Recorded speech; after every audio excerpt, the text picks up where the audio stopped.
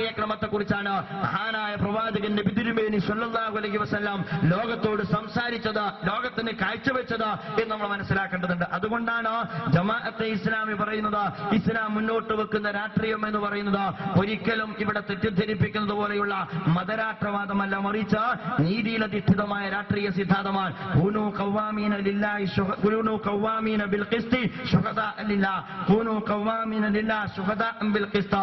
നിങ്ങൾ നീതിക്ക് വേണ്ടി നിലയുറപ്പിക്കുക, നിങ്ങൾ ദൈവത്തിന് സാക്ഷികളായി മാറുക, നിങ്ങൾ ദൈവത്തിന് വേണ്ടി നിലയുറപ്പിക്കുക, നിങ്ങൾ നീതിക്ക് സാക്ഷികളാവുക എന്ന് വിശുദ്ധ ഖുർആൻ വളരെ കൃത്യമായി ലോകത്തോട് അല്ലെങ്കിൽ നമ്മോട് പറയുന്നുണ്ട്. ഇതിനർത്ഥം നീതിയിലധിഷ്ഠിതമായ ഒരു രാഷ്ട്രീയ സാമൂഹ്യ ക്രമത്തെയാണ് നബി തിരുമേനി സ്വല്ലല്ലാഹു അലൈഹി വസല്ലം നമ്മെ പരിചയപ്പെടുന്നത്, വിശുദ്ധ ഖുർആൻ നമ്മെ പരിചയപ്പെടുന്നത് എന്ന് നമ്മൾ മനസ്സിലാക്കേണ്ടതുണ്ട്. ഇത് ഈ രാജ്യത്ത് വളരെ സമാധാനപരമായി ജനാധിപത്യ ക്രമത്തിനകത്ത് നിന്നുകൊണ്ട് പ്രബോധനം ചെയ്യുക എന്ന ചരിത്രത്തിൽ പ്രവാചകന്മാർ നിർവഹിച്ച ദൗത്യം ജമാഅത്തെ ഇസ്ലാമി നിർവഹിക്കുന്നത് എങ്ങനെയാണ് അപകടകരമാകുന്നത് എന്നെന്റെ സഹോദരന്മാർ വിശദീകരിച്ചു തരേണ്ടതാണ്. നമുക്കറിയാലോ ഇന്ത്യയുടെ പ്രത്യേകത എന്താണ്? ഇന്ത്യ എന്ന് പറയുന്നത് ഒരു ബഹുസ്വര സമൂഹമാണ്. ഇവിടെ വ്യത്യസ്ത ദർശനങ്ങളുണ്ട്, മതത്തെ പ്രബോധനം ചെയ്യാനുള്ള സ്വാതന്ത്ര്യമുണ്ട്, മതനിരാസത്തെ പ്രബോധനം ചെയ്യാനുള്ള സ്വാതന്ത്ര്യമുണ്ട്. 7 പതിറ്റാണ്ട് കാലത്തോളം പരീക്ഷിച്ച് പരാജയപ്പെട്ട ഒരു വിപ്ലവത്തിന് വേണ്ടി ലക്ഷക്കണക്കിന് മനുഷ്യ സമൂഹത്തെ കുരുതി കൊടുത്ത മനുഷ്യ കബന്ധങ്ങൾക്ക് മേൽ ഒരുപക്ഷെ തത്വത്തിൽ കുഴപ്പമില്ല, അതുപോലെ തന്നെ സ്വപ്നത്തിൽ തൊഴിലാളി വർഗത്തിന്റെ ആധിപത്യമാണ്. പക്ഷേ 7 പതിറ്റാണ്ട് കാലത്തോളം ജനലക്ഷങ്ങളെ കുരുതി കൊടുത്ത് പരീക്ഷിച്ച് പരാജയപ്പെട്ട കമ്മ്യൂണിസ്റ്റ് വ്യവസ്ഥിതിയെക്കുറിച്ച് നമുക്ക് പറയാം. അതും ഈ നൂറ്റാണ്ടിന്റെ വിമോചനമാണ് എന്ന് പറയാൻ ഇന്ത്യ രാജ്യത്ത് സ്വാതന്ത്ര്യമുണ്ട്. 6 പതിറ്റാണ്ട് കാലം നാം പരീക്ഷിച്ച് പരാജയപ്പെട്ട് നമുക്കറിയാലോ, നാം സോഷ്യലിസ്റ്റ് സ്വർഗത്തിലേക്ക് പോയി. ഇപ്പോൾ ഇന്ത്യ എവിടെ എത്തി നിൽക്കുന്നു എന്ന് ചോദിച്ചാൽ, ഇന്ത്യയിൽ 80 കോടി ജനങ്ങൾക്ക് പ്രതിദിനം 20 രൂപ വരുമാനമുള്ള ആളുകൾ, 80 കോടി ജനങ്ങൾ എന്ന് പറയുന്നത് പ്രതിദിനം 20 രൂപയ്ക്ക് താഴെ വരുമാനമുള്ള ആളുകളാണ്. അത്തരം ഒരു സാമൂഹിക സാഹചര്യത്തിന്റെ സൃഷ്ടിക്ക് അനിവാര്യമായ സോഷ്യലിസത്തെ ഇനിയും നമുക്ക് സ്വർഗത്തിലേക്കുള്ള വഴിയായി കണ്ടെത്താം. അതിനും സ്വാതന്ത്ര്യമുണ്ട്. അങ്ങനെ കമ്മ്യൂണിസം പ്രചരിപ്പിക്കാൻ സ്വാതന്ത്ര്യമുള്ള, ക്യാപിറ്റലിസം പ്രചരിപ്പിക്കാൻ സ്വാതന്ത്ര്യമുള്ള, മതം പ്രചരിപ്പിക്കാൻ സ്വാതന്ത്ര്യമുള്ള, മതവിരുദ്ധത പ്രചരിപ്പിക്കാൻ സ്വാതന്ത്ര്യമുള്ള 6 പതിറ്റാണ്ട് മുന്നോട്ട് പോയതിന് ശേഷവും സ്വതന്ത്രാനന്തര ഭാരതത്തിൽ സങ്കീർണങ്ങളായ 1000 പ്രശ്നങ്ങളെ അഭിമുഖീകരിക്കുമ്പോഴും ഞങ്ങൾക്കും ഒരു ഓപ്ഷൻ ഉണ്ട് എന്ന് ഇസ്ലാമിന്റെ പക്ഷത്തിൽ നിന്നുകൊണ്ട് പറയുന്നത് മാത്രം എങ്ങനെയാണ് അപരാധമായി മാറുന്നത്? കമ്മ്യൂണിസ്റ്റുകൾക്ക് കമ്മ്യൂണിസം വിമോചനമാണെന്ന് പറയാം, ക്യാപിറ്റലിസ്റ്റുകൾക്ക് ക്യാപിറ്റലിസം വിമോചനമാണെന്ന് പറയാം, സംഘപരിവാർ ശക്തികൾക്ക് ഈ രാജ്യത്ത് പ്രവർത്തിക്കാം. ഇസ്ലാമിക പ്രസ്ഥാനം ആഗോള തലത്തിൽ തന്നെ തകർന്നടിഞ്ഞുകൊണ്ടിരിക്കുന്ന ദർശനങ്ങൾക്ക് മധ്യേ മുതലാളിത്തത്തോട് മുഖാമുഖം നിൽക്കുന്ന ഒരു പുതിയ ഇസ്ലാമിക നവജാഗരണ പ്രക്രിയയുടെ ചുവടൊപ്പിച്ചുകൊണ്ട് ഞങ്ങൾക്ക് ഇസ്ലാമിന്റെ പക്ഷത്ത് നിലയുറപ്പിച്ചുകൊണ്ട് ചില ബദലുകൾ സമർപ്പിക്കാനുണ്ട് എന്ന് പറയുന്നതിന് മാത്രം എങ്ങനെയാണ് സഹീരമായ സംവാദവും സൗഹൃദവും രാഷ്ട്രീയ മതമേഖലയിൽ ജമാഅത്തെ ഇസ്ലാമി വളർത്തിയെടുത്തിട്ടുണ്ട്. പക്ഷേ ഇസ്ലാമിനെ പ്രതിനിധീകരിക്കുന്നത് വമ്പിച്ച അസ്ഖ്യത കാണിക്കുന്നത് ആര് എന്നതാണ് നമ്മെ അത്ഭുതപ്പെടുത്തിക്കൊണ്ടിരിക്കുന്ന ചോദ്യം. ഇസ്ലാമിനെ യഥാവിധി പ്രതിനിധീകരിക്കുന്നതിൽ വമ്പിച്ച അസ്ഖ്യത കാണിക്കുന്നത് നമ്മൾ തന്നെയാകുന്നതാണ് നമ്മുടെ ഏറ്റവും വലിയ പ്രശ്നം. ഇവിടെയാണ് ഇസ്ലാമിക പ്രസ്ഥാനത്തിന്റെ നയനിലപാടുകളെ സൂക്ഷ്മമായ പരിശോധനയ്ക്ക് എന്റെ പ്രിയപ്പെട്ട സുഹൃത്തുക്കൾ വിധേയമാക്കണം എന്ന് ഞാൻ പറയുന്നത്. ജമാഅത്തെ ഇസ്ലാമി പ്രവർത്തനം ആരംഭിച്ചത് മുതൽ നേരത്തെ ഞാൻ സൂചിപ്പിച്ചതുപോലെ ഇസ്ലാമിക പ്രസ്ഥാനം അതാത് കാലഘട്ടത്തിലെ പ്രശ്നങ്ങളോട് യഥാവിധി അഭിമുഖീകരിക്കുകയും അതിന്റെ നിലപാട് രേഖപ്പെടുത്തുകയും ചെയ്തുകൊണ്ടാണ് ജമാഅത്തെ ഇസ്ലാമി മുന്നോട്ട് പോയിട്ടുള്ളത്. 1941 ജമാഅത്തെ ഇസ്ലാമി രൂപീകരിക്കുന്നത്. രാജ്യവിരുദ്ധം എന്ന് പല ആളുകളും പലപ്പോഴും പരിചയപ്പെടുത്താറുണ്ട്. പക്ഷേ രാജ്യം അഭിമുഖീകരിക്കുന്ന പ്രതിസന്ധികളെ ചരിത്രത്തിൽ നിങ്ങൾ അടയാളപ്പെടുത്തുന്നുവെങ്കിൽ ഞാൻ പറയുക, ആ അടയാളപ്പെടുത്തപ്പെട്ട ചരിത്രത്തിലെ പ്രതിസന്ധി ഘട്ടങ്ങളിലെല്ലാം ഇസ്ലാമിക പ്രസ്ഥാനം എവിടെ നിന്നു എന്നും ഇസ്ലാമിക പ്രസ്ഥാനത്തിന്റെ വിമർശകരായി ഇന്ന് തെരുവിൽ ആ വലിയ വലിയ ഗജമേളകൾ സംഘടിപ്പിച്ചുകൊണ്ടിരിക്കുന്ന ആളുകൾ എവിടെയാണ് അന്ന് നിലയുറപ്പിച്ചത് എന്നും എന്റെ പ്രിയപ്പെട്ട സുഹൃത്തുക്കൾ പരിശോധിക്കേണ്ടതാണ്. 1941 ഇന്ത്യയിൽ അവിഭക്ത ഇന്ത്യയിൽ ജമാഅത്തെ ഇസ്ലാമി രൂപം കൊണ്ടത് എന്ന് ഞാൻ സൂചിപ്പിക്കുകയുണ്ടായി. അന്ന് ഇസ്ലാമിക പ്രസ്ഥാനം അതിന്റെ പിച്ചവെക്കുന്ന കാലഘട്ടമാണ്. ആ പിച്ചവെക്കുന്ന കാലഘട്ടത്തിൽ ഇന്ത്യയുടെ ഇസ്ലാമിക പ്രസ്ഥാനത്തിന് ആദ്യമായി അഭിമുഖീകരിക്കേണ്ടി വന്ന പ്രശ്നം ഇന്ത്യയുടെ വിഭജനവുമായി ബന്ധപ്പെട്ട പ്രശ്നമാണ്.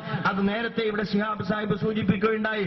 ഒരു രാജ്യത്തെ സംബന്ധിച്ചിടത്തോളം ഒരർത്ഥത്തിലും വളരെ ഭീകരമായ അല്ലെങ്കിൽ വളരെ ഭയാനകമായ ഒരു പരിണിതി വരാനിരിക്കുന്ന ഒരു സാഹചര്യത്തെയാണ് അന്ന് വിഭജനം എന്ന സ്വഭാവത്തിൽ ഈ സ്വാതന്ത്ര്യത്തോടടുത്ത് നിൽക്കുന്ന ഘട്ടത്തിൽ നമ്മുടെ രാജ്യത്തിന് അഭിമുഖീകരിക്കേണ്ടതായി വന്നത്. ഇസ്ലാമിക പ്രസ്ഥാനം 1941 അവിഭക്ത ഇന്ത്യയിൽ രൂപം കൊണ്ട് 1-ാം തീയതി തന്നെ അത് അഭിമുഖീകരിക്കേണ്ടി വന്ന പ്രശ്നം, പിച്ചവെക്കുന്ന ഘട്ടത്തിൽ അത് അഭിമുഖീകരിക്കേണ്ടി വന്ന പ്രശ്നം ഇന്ത്യയുടെ വിഭജനവുമായി ബന്ധപ്പെട്ട പ്രശ്നമാണ്. ഈ വിഭജനത്തോട് ജമാഅത്തെ ഇസ്ലാമി എന്ത് നിലപാട് സ്വീകരിച്ചോ, ഈ രാജ്യത്തെ മതസംഘടനകളും സമുദായ രാഷ്ട്രീയ പ്രസ്ഥാനവും അത് നിലപാട് സ്വീകരിച്ചോ എന്നത് നമുക്ക് മുമ്പിൽ വളരെ വ്യക്തമാണ്. ആ ഘട്ടത്തിലാണ് ജമാഅത്തെ ഇസ്ലാമി സ്വാതന്ത്ര്യ സമരത്തിൽ പങ്കെടുത്തോ എന്ന് ചില സുഹൃത്തുക്കൾ ചോദിക്കുന്നത്. ഇന്ത്യ സ്വാതന്ത്ര്യം നേടുന്ന ഘട്ടത്തിൽ ഇന്ത്യയുടെ സ്വാതന്ത്ര്യവുമായി ബന്ധപ്പെട്ട് സയ്യിദ് മൗദൂദി പറഞ്ഞത്, ഇന്ത്യ എന്ന നമ്മുടെ രാജ്യത്തെ സംബന്ധിച്ചിടത്തോളം ഒരാളുടെയും വൈദേശിക അടിമത്തം നമുക്ക് അനുവദിക്കാൻ സാധ്യമല്ല എന്നും, അതുകൊണ്ട് അടിമത്തത്തിൽ നിന്നുള്ള സ്വാതന്ത്ര്യത്തിന് വേണ്ടി നാം പടപൊരുതുന്നത് ഓരോ മുസൽമാന്റെയും മേൽ ഫർദ് ഐനാണ്. സയ്യിദ് മൗദൂദി അദ്ദേഹത്തിന്റെ വളരെ പ്രമാദമായ ഗ്രന്ഥത്തിൽ വളരെ വ്യക്തമായി രേഖപ്പെടുത്തിയ കാര്യമാണ്. അഥവാ സയ്യിദ് മൗദൂദി ഈ രാജ്യത്തിന്റെ സ്വാതന്ത്ര്യ സമരം ശക്തിപ്പെടുന്ന ഘട്ടത്തിൽ, അതുമാത്രമല്ലല്ലോ അന്ന് ജംഇയ്യത്തുൽ ഉലമായെ ഹിന്ദിന്റെ മാഗസിനിൽ നിരന്തരമായി സയ്യിദ് മൗദൂദി എഴുതുന്നുണ്ട്. അതുപോലെ തന്നെ അതിന്റെ ഉത്തരവാദപ്പെട്ട സ്ഥാനങ്ങളിൽ സയ്യിദ് മൗദൂദി ഇരുന്നിട്ടുണ്ട്. അന്ന് ഈ രാജ്യത്തിന്റെ സ്വാതന്ത്ര്യ പോരാട്ടത്തിന്റെ ധാരയിൽ അന്ന് സയ്യിദ് മൗദൂദിയുണ്ട്. മാത്രമല്ല അന്ന് മൗദൂദിയെ സംബന്ധിച്ചിടത്തോളം അന്ന് സ്വാതന്ത്ര്യ സമരത്തെക്കുറിച്ച് മൗദൂദി പറഞ്ഞത്, അന്ന് സ്വാതന്ത്ര്യ സമരത്തിൽ പങ്കെടുക്കുന്നത് ഫർദ് ഐനാൻ. മാത്രമല്ല ഇന്ത്യ വിഭജനവുമായി ബന്ധപ്പെട്ട് റഫീഖ് സക്കരിയ, ഇന്ത്യൻ നാഷണൽ കോൺഗ്രസിന്റെ ഡെപ്യൂട്ടി ലീഡർ, ഇനി റഫീഖ് സക്കരിയ അദ്ദേഹത്തിന്റെ ഗ്രന്ഥത്തിൽ ഇന്ത്യൻ വിഭജനവുമായി ബന്ധപ്പെട്ട് രേഖപ്പെടുന്നത് ഇപ്രകാരമാണ്: ഇന്ത്യ വിഭജനവുമായി ബന്ധപ്പെട്ട മുസ്ലിങ്ങളുടെ ഭാഗത്ത് നിന്ന് ഒരാൾ മാത്രമാണ് സംസാരിച്ചത്, അത് മൗലാന അബുൽ കലാം ആസാദാണ്. ഇന്ത്യ വിഭജിക്കപ്പെടാൻ പാടില്ല എന്ന് അതിശക്തമായി ഈ രാജ്യത്ത് ഉന്നയിച്ച വ്യക്തി മൗലാന അബുൽ കലാം ആസാദാണ്. അത് കഴിഞ്ഞിട്ട് മുസ്ലിങ്ങളുടെ ഭാഗത്ത് നിന്ന് ഒരാളെ മാത്രമാണ് ഞാൻ കണ്ടത്, അത് സയ്യിദ് അബുല്ലാല മൗദൂദിയായിരുന്നു എന്ന് ഇന്ത്യൻ നാഷണൽ കോൺഗ്രസിന്റെ അന്നത്തെ ഡെപ്യൂട്ടി ലീഡർ റഫീഖ് സക്കരിയ രേഖപ്പെടുത്തുന്നുണ്ട്. ഞാൻ പറയുന്നത്, ഒരു ഭാഗത്ത് അന്ന് രാജ്യത്തിന്റെ സ്വാതന്ത്ര്യത്തിന് വേണ്ടി പടപൊരുതുകയും, അത് പടപൊരുതുക എന്ന് പറയുന്നത് ഒരു രാജ്യനിവാസിയെ സംബന്ധിച്ചിടത്തോളം ഫർദ് ഐനാണെന്ന് ആ രാജ്യത്തെ ജനവിഭാഗത്തോട് പറയുകയും, മറുഭാഗത്ത് ഇന്ത്യ വിഭജിക്കപ്പെടുന്ന അപകടകരമായ ഒരു സാഹചര്യത്തെ കുറിച്ച് രാജ്യത്തിന്റെ മുന്നറിയിപ്പ് കൊടുക്കുകയുമാണ് അന്ന് സയ്യിദ് മൗദൂദി ചെയ്തത്. അന്ന് മൗദൂദി പറഞ്ഞെടുത്താണ് ഇന്ന് നമ്മുടെ ഇന്ത്യയും അതുപോലെ തന്നെ പാകിസ്ഥാനും അഭിമുഖീകരിച്ചുകൊണ്ടിരിക്കുന്ന പ്രശ്നങ്ങൾ ഉള്ളത് എന്നുകൂടി നമ്മൾ മനസ്സിലാക്കണം. വിഭജിക്കപ്പെട്ട ഇന്ത്യയിലെ അവശേഷിക്കുന്ന മുസ്ലിം ന്യൂനപക്ഷത്തിന്റെ പതിതാവസ്ഥയെക്കുറിച്ച് അന്ന് മൗദൂദി രാജ്യത്തിന് മുന്നറിയിപ്പ് നൽകിയതാണ്. വിഭജനാനന്തര പാകിസ്ഥാനിലെ അവശേഷിക്കപ്പെടുന്ന ഹിന്ദു ന്യൂനപക്ഷത്തിന്റെ പ്രശ്നങ്ങളെ കുറിച്ച് അന്ന് സയ്യിദ് മൗദൂദി അതിശക്തമായി മുന്നറിയിപ്പ് നൽകിയതാണ്. പതിറ്റാണ്ടുകൾ കഴിഞ്ഞു, 6 പതിറ്റാണ്ട് കഴിഞ്ഞു എന്ന് നമ്മൾ മനസ്സിലാക്കണം.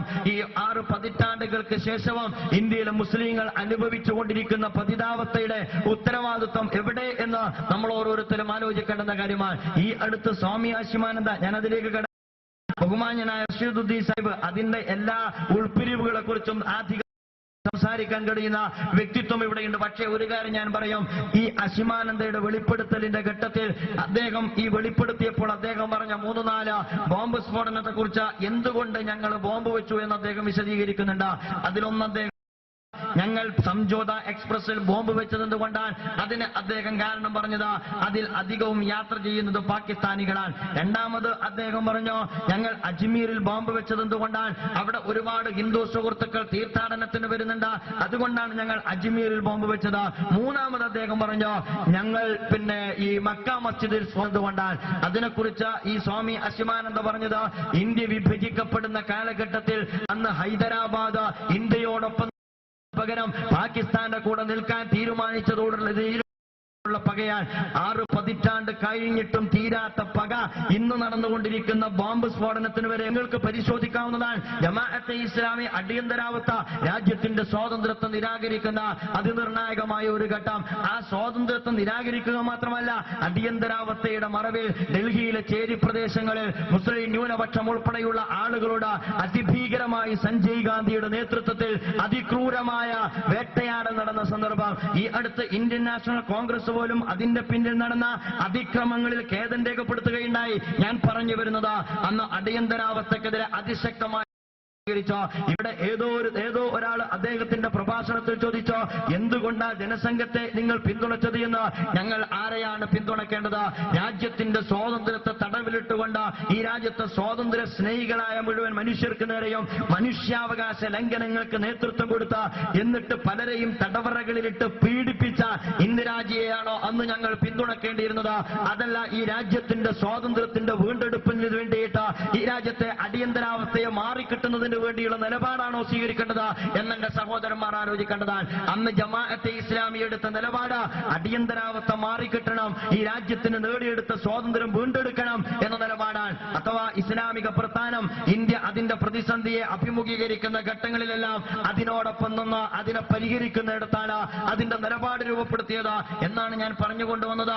1985 ജമാഅത്തെ ഇസ്ലാമി ഇലക്ഷൻ സംവിധാനവുമായി ബന്ധപ്പെട്ടപ്പോൾ അന്ന് ഇലക്ഷന്റെ ഘട്ടത്തിൽ ഇസ്ലാമിക പ്രസ്ഥാനം ഉന്നയിച്ച മറ്റൊരു വലിയ മുദ്രാവാക്യം മൂല്യാധിഷ്ഠിത രാഷ്ട്രീയത്തെക്കുറിച്ചാണ്. അതും പരിഹസിക്കപ്പെട്ടു. കേരളത്തിൽ അനുസ്മരിക്കുന്ന രാഷ്ട്രീയ നേതാക്കന്മാരുണ്ട്. പക്ഷേ അതിനെ പരിഹസിച്ചിരുന്ന ആളുകളിൽ നിന്ന് മൂല്യനിരാസത്തിന്റെ പടുകുഴിയിൽപ്പെട്ട് തലപൊക്കാൻ ഏറ്റവും വലിയ പതിതാവസ്ഥയാണ് എന്ന കാര്യം ഞാൻ അടിവരയിടാൻ ആഗ്രഹിക്കുകയാണ്.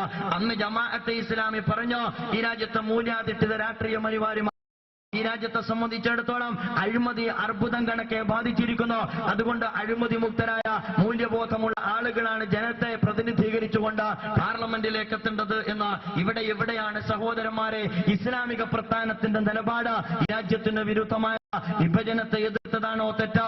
അടിയന്തരാവസ്ഥയോട് വിയോജിച്ചതാണോ തെറ്റ്? മൂല്യാധിഷ്ഠിത രാഷ്ട്രീയത്തെക്കുറിച്ച് സംസാരിച്ചതാണോ തെറ്റ്? അത് കഴിഞ്ഞിട്ടിങ്ങോട്ട് പോന്നാൽ 1980 കാലഘട്ടം ഇന്ത്യ എങ്ങനെയാണ് മുന്നോട്ട് പോയത് എന്ന് എന്റെ പ്രിയപ്പെട്ട സുഹൃത്തുക്കൾക്ക് അറിയാവുന്ന കാര്യമാണ്. അതുപോലെ തന്നെ ഈ രാജ്യത്തെ മതസംഘടനകളെ പ്രകോപിപ്പിച്ചിട്ടുണ്ട്.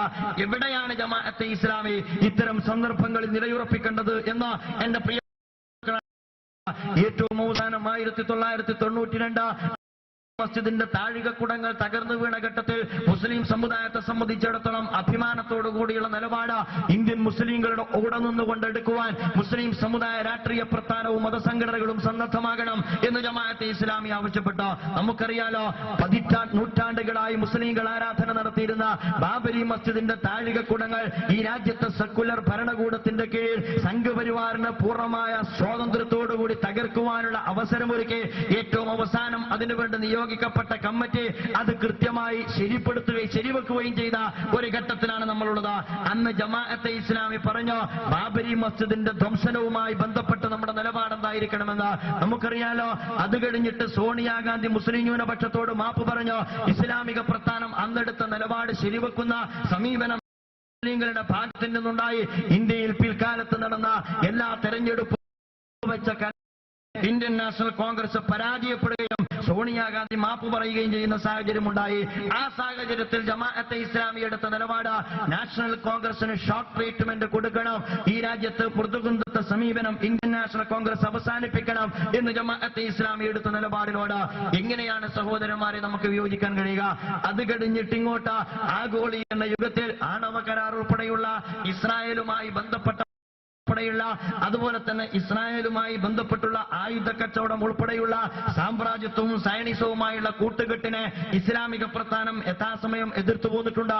ഞാൻ പറഞ്ഞു വരുന്നത്, ഒരു ഇസ്ലാമിക പ്രസ്ഥാനം ഒരാദർശ പ്രസ്ഥാനം എന്ന നിലക്ക് ഈ രാജ്യത്തെ ബാധിക്കുന്ന ഈ ജനതയെ ബാധിക്കുന്ന മുഴുവൻ പ്രശ്നങ്ങളെയും മുന്നിൽ വെച്ചുകൊണ്ടാണ് അതിന്റെ നയനിലപാടുകൾ അതിന്റെ തുടക്കം മുതൽ ഇന്ന് വരെ രൂപീകരിച്ചു പോന്നിട്ടുള്ളത് എന്ന് നമ്മൾ മനസ്സിലാക്കേണ്ടതുണ്ട്.